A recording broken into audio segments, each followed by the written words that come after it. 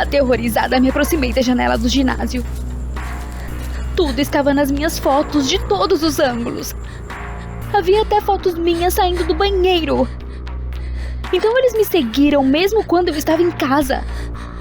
Tudo ficou escuro. Simplesmente não entrava na minha cabeça. Eu me espreguicei docemente com o sol da manhã. Hoje, de acordo com o planejado, era um dos meus treinos favoritos. O dia prometia ser maravilhoso. Peguei o telefone e congelei por um segundo. Uma mensagem do Dan apareceu na tela. Ele de novo? O Dan é um cara que pediu para sair comigo várias vezes na faculdade de educação física. Estudamos juntos na sessão de basquete. Pra ser honesta, eu poderia ter tentado, mas tinha outros interesses. E então, me cansei da sua persistência. Parece que depois da faculdade, ele conseguiu um emprego como treinador de basquete em uma escola de meninos. E nós apenas trocamos mensagem de textos algumas vezes. Então fiquei muito surpresa ao ver uma mensagem dele. Oi, estou doente e há um torneio chegando na minha escola, ele escreveu. Poderia me substituir no trabalho? Tenho certeza que ainda está jogando muito bem. Te devo essa. Estava escrito no texto. Desliguei o telefone. Embora já tivesse decidido por mim mesma que concordaria, não tive muita sorte com meu trabalho depois da faculdade. Naquela noite eu já estava caminhando para o ginásio da escola. Não parecia nada incomum, mas continuei ouvindo sussurros entusiasmados nas minhas costas. Parece que os meninos ficaram muito impressionados com esse treinador substituto. Não vou esconder, eu gostei. O treinamento começou e eu me apresentei, mas os meninos nem pareciam ouvir o meu nome. Todos eles, como um só, devoraram meu corpo com os olhos. Uau, certamente não esperava tanta atenção, mas fiquei lisonjeada. O que posso dizer? Parece que eles tiveram um grande problema aqui nessa escola com professoras. Então os meninos perdem a cabeça. Finalmente o treinamento acabou. Tanto interesse dos meninos ainda era muito cansativo, mas eu não tinha ideia de que isso não era tudo. Eles literalmente me cercaram e não me deixaram passar. Ei, me dê algum espaço! Cada um me perguntava uma coisa: como escolhi o basquete, com que frequência treinei, etc. E um até perguntou qual era o tamanho dos meus seios. Por que você quer saber? De alguma forma, dispersei essa multidão de curiosos e me tranquei no vestiário. Nunca pensei que você só precisasse trabalhar um dia em uma escola de meninos para aumentar a autoestima. Durante todo o tempo que estive na faculdade, tentei prestar atenção aos meus estudos. Então agora, toda essa atenção era agradável para mim. E até uma novidade. O tempo foi passando, mas depois de um dos treinos, durante o qual os meninos mais uma vez quase lutaram pela minha atenção, algo estranho aconteceu. Entrei no vestiário, mas não consegui encontrar meu top esportivo favorito no armário. Estranho. Porque me lembrava exatamente de ter pego. Chateada, fui pra casa sem encontrar ele.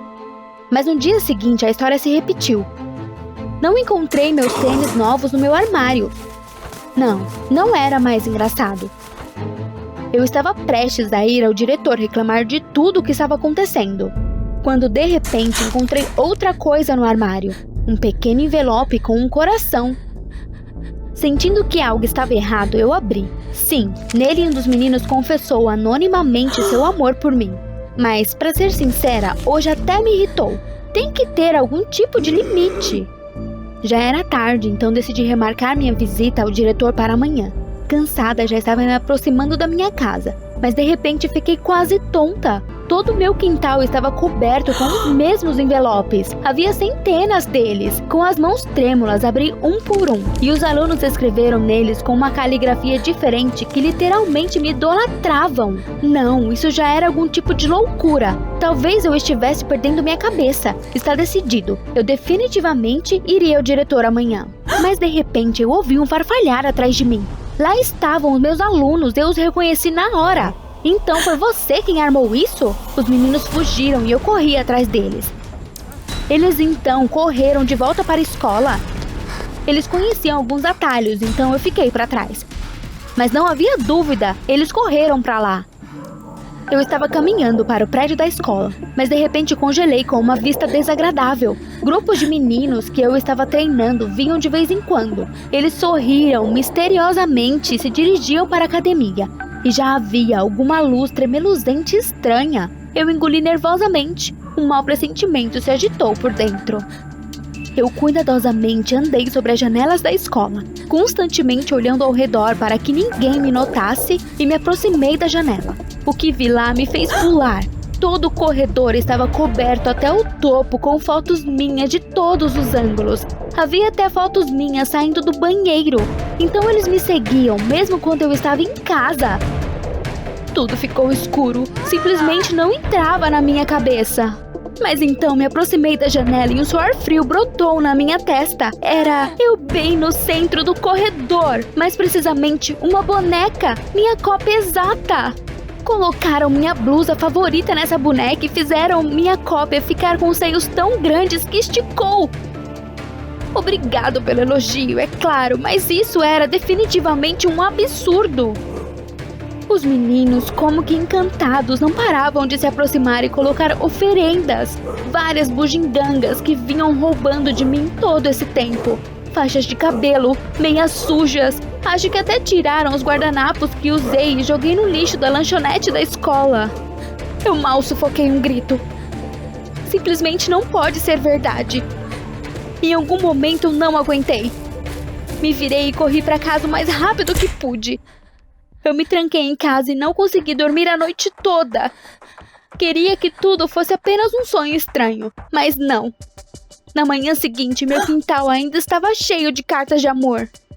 Eu imediatamente abandonei a escola. Deixe o Dan fazer o que ele quiser. Seus alunos são apenas uns maníacos. Até evitei a estrada para esse maldito lugar agora. Mas não parou por aí. Ainda encontrava cartas e presentes em casa. Eu estava começando a me sentir maluca. Talvez fosse hora de falar com a polícia? Mas qual era o corpo do delito? Não tenho um plano claro. Fui para a cidade.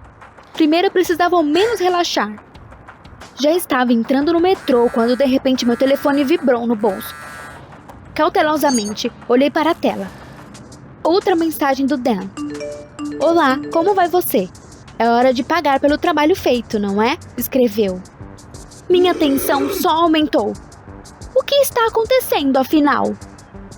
Histérica, mandei uma mensagem de texto para ele com tudo o que pensava sobre ele e seus alunos maníacos. Por que ele me ofereceu esse trabalho? Vamos nos encontrar no café. Explicarei tudo, o Dan respondeu de repente. Eu estava desconfiada. E se ele próprio fosse algum tipo de maníaco? Mas por outro lado, ele me convidou para um lugar lotado. Não, eu só precisava de uma explicação para todo esse absurdo. Meia hora depois, eu estava sentada na frente do Dan e não conseguia parar de tremer. Mas ele apenas me tratou educadamente com um café e começou sua história. O Dan, sem jeito, me olhou nos olhos e admitiu que seus pedidos para namorar comigo na faculdade não eram apenas entretenimento. Ele havia me amado todos esses anos, apenas eu. E mesmo depois de nos formarmos, ele não conseguia me esquecer. Mas depois de tantas recusas, o Dan ficou com medo de falar comigo sobre isso de novo. Eu escutei tudo com a respiração presa. Eu não poderia imaginar que ele estava tão atraído por mim. Mas agora, completamente desesperado, o Dan decidiu dar um passo arriscado. Era sua última chance de atrair minha atenção. Ele acabou de conhecer um diretor de teatro bastante famoso em nossa cidade. E então comecei a entender o que ele queria dizer. Acontece que o Dan, junto com o diretor, veio com toda essa performance só para mostrar o quão importante eu era para ele. Ele encorajou os alunos a fingirem que me idolatravam, mas em algum momento tudo saiu do controle. Os meninos se recusaram a deixar o papel. Fiquei tão chocada com o que ouvi que não consegui pronunciar uma palavra. O Dan ficou se desculpando e dizendo que não queria me assustar. Foi o diretor que insistiu na ideia. O Dan apenas implorou para começar tudo de novo, pelo menos para conversarmos como antes. Era óbvio que ele estava realmente arrependido. Eu ainda não conseguia organizar meus pensamentos. O Dan já havia dito baixinho: desculpa, nunca mais vou incomodar você. E estava prestes a sair, mas então o interrompi. Quer saber? Eu disse a ele, eu até gostei de tudo no começo. E o fato dos meninos terem saído do controle não é culpa sua. O Dan não parecia acreditar que eu estava realmente dizendo isso, mas já tomei minha decisão. Era óbvio que ele havia feito todos os esforços para me impressionar. E ele conseguiu, embora por um método tão estranho. Vamos ter um encontro amanhã? Eu sorri timidamente. Só que desta vez sem envelopes esquisitos. O Dan parecia o homem mais feliz do mundo naquele momento e apenas balançou a cabeça em silêncio. Depois de algumas semanas, já éramos um casal. Afinal, que outra garota pode se gabar de que seu namorado organizou um culto em sua homenagem? Você gostou do vídeo? Então curta e se inscreva, apoie o canal. Obrigada! Olá, eu sou a Nicole e eu tenho 18 anos. Me diz, você tem algo especial na sua aparência? Algo que você tem vergonha ou seus pais? Assista esse vídeo e veja como é ter mãos de metal e como viver com elas. Eu fiz cair o queixo dos médicos e assistentes ao nascer. O meu antebraço direito estava faltando. Não sei exatamente o porquê, mas, de qualquer forma, eu nunca tive a mão direita. Eu era muito tímida por causa disso e implorava aos meus pais para me darem uma prótese, para que eu fosse como outras crianças normais. E qual era a resposta que eu ouvia? Não, filha, não dá, não temos dinheiro para isso. Minha mãe tentava me convencer de que isso era normal, que podemos nos adaptar a tudo. Claro, ela pode se adaptar, porque ela tem as mãos. Eu sofria bullying, mas não das meninas, elas eram ótimas. Mas os garotos provocavam de longe e me chamavam de feia. Entrei em várias brigas e até consegui chutar alguém no pescoço. Então, os meus pais me davam sermões e me diziam que isso era a prova de que eu não precisava de uma prótese, que eles só iriam me provocar ainda mais, que iria quebrar em alguma briga e que nós não teríamos dinheiro para outra. Eu sei o que queriam dizer. Você já é estranha. Suas mãos vão chamar a atenção. Por que você precisa de uma prótese se ainda teremos que alimentá-la com uma colher para o resto de nossas vidas? Seus sonhos já se realizaram da maneira mais inesperada? Certa vez, fui atropelada por um carro. Eu não me lembro como aconteceu. Eu acho que eu estava atravessando no sinal verde e então... Eu acordei no hospital e a minha mãe estava sentada ao meu lado chorando. O meu pai estava chorando também e, em vez da minha mão, eu tinha um toco enrolado em um curativo. O médico me explicou tudo. Acabou que o carro não somente bateu em mim. Ele literalmente passou por cima do meu braço e era impossível restaurá-lo. Consegue imaginar como isso é absurdo? A primeira coisa que pensei não foi, oh, minha última mão. Mas, bem, agora é a hora. Eu implorei a minha mãe e mostrei argumentos razoáveis ao meu pai. Eu disse que as mãos artificiais melhorariam suas vidas, assim como a minha, e que, pelo menos, mãos artificiais eram melhores do que não tê-las. Eles não poderiam argumentar comigo agora. A minha mãe me perguntou com uma voz trêmula o quanto custaria. Meu pai engasgou quando viu a conta, mas eles ainda estavam sob a influência da minha triste aparência de hospital e rapidamente resolveram tudo. A instalação demorou bastante. Demorei ainda mais para me acostumar. Mas chegou um momento em que eu podia escrever o meu próprio nome e eu fiquei tão feliz. Me disseram para não sobrecarregar as mãos para que a adaptação da prótese fosse mais bem-sucedida. Mas eu não conseguia parar de tocar em tudo. Eu tenho mãos. É real! Minhas! Viva! Já aconteceu de a sua família não entender as suas alegrias e tristezas? Os meus pais, por alguma razão, não compartilhavam da minha alegria. O meu pai me elogiava amargamente e a minha mãe se afastava e quase começava a chorar. Eu não sabia o que havia de errado com eles. Eles tinham tanto medo das minhas mãos. As sacrificariam pelos seus próprios confortos? O que eu tinha que fazer para eles me amarem do jeito que eu me tornei? Os ressentimentos foram acumulados por muito tempo e eles tinham que encontrar um fim para isso. Bem, eu fui nadar na escola. Tive que me acostumar com um novo esporte e, no começo, nadei na piscina infantil, mas então comecei a alcançar algum sucesso. Eu ia a sessões de terapia para desenvolver a habilidade das mãos e foi lá que eu conheci o Charlie. Ele tinha feito uma cirurgia na perna e também estava se acostumando com a prótese.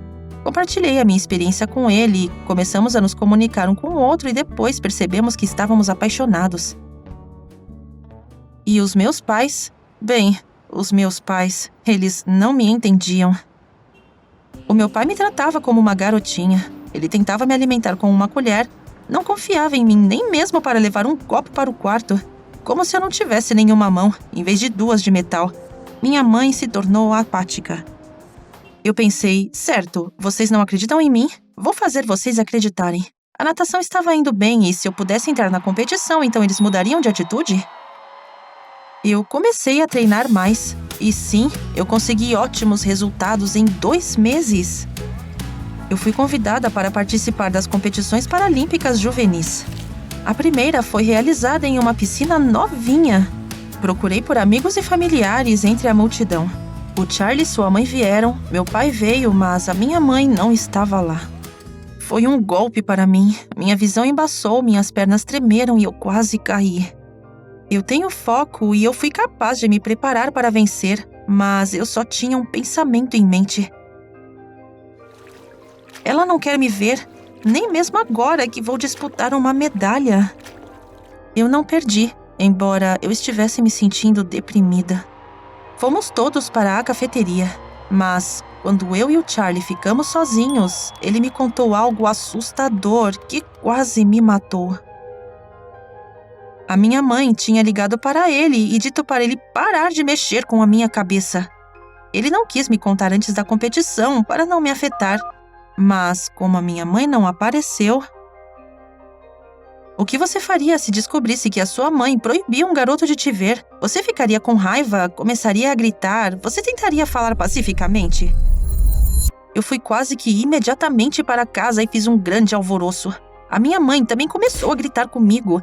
Em um acesso de raiva, ela disse, você nunca será normal, não minta para si mesma. E eu disse, está bem então, e arrumei as minhas coisas.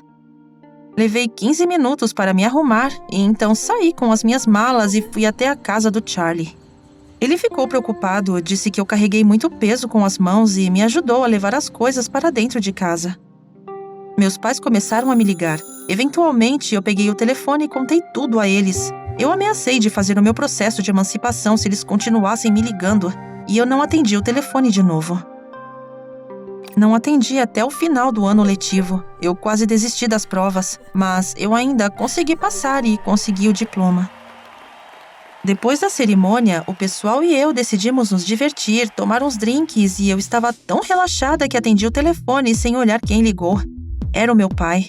Ele me disse apenas algumas palavras. Sua mãe está com câncer. No começo, eu não acreditei. Poderia ser um truque para me fazer voltar. Bem, funcionou. Eu corri para casa imediatamente e então eu soube. Aquilo não era chantagem, era uma doença de verdade. O tumor estava em um estágio no qual o médico decidiu que a perna teria que ser amputada e com urgência. Você deveria ter visto a minha mãe naquele momento. Ela ficou deitada a noite toda olhando para o teto e ficou histérica. Ela chorava e gritava que agora ela não era mais ninguém, mas uma inválida patética e indefesa e que agora ela nunca mais teria uma vida normal. Eu fiquei com raiva. Eu não sou boba e eu sabia que ela estava falando de mim também. Eu a agarrei pelos ombros, lhe dei um tapa, e é ótimo com a mão cibernética, e eu resmunguei. Acalme-se! Minha mãe ficou chocada o suficiente para parar de falar. Já estávamos conversadas. Eu disse a ela que tinha acabado de me formar no ensino médio, que eu tinha aulas de natação, um cara legal que me amava e muitos amigos. E o meu primeiro emprego, que eu consegui graças às minhas próteses. Eu não tinha nenhum problema com as minhas próteses. Todos os meus problemas foram por causa da minha mãe. Eu admito, aquilo foi feio. Mas deixou a minha mãe sóbria como um segundo tapa na cara. Ela olhou para a perna novamente. Ela disse que não saberia viver daquele jeito. Ela foi normal a vida toda. E eu respondi que o principal era apenas viver. Ela não acreditava em mim, mas as palavras ajudaram. Sua perna foi realmente removida e ela soluçava, segurando meu pai e eu pelas mãos. Mas então, levantamos dinheiro e pagamos para ela ter uma prótese. E então ela aprendeu a andar novamente. Ela reclamava para mim no telefone que não conseguia olhar o seu reflexo sem sentir nojo. Eu a acalmava e dizia que ela era muito bonita e o meu pai falava a mesma coisa a ela.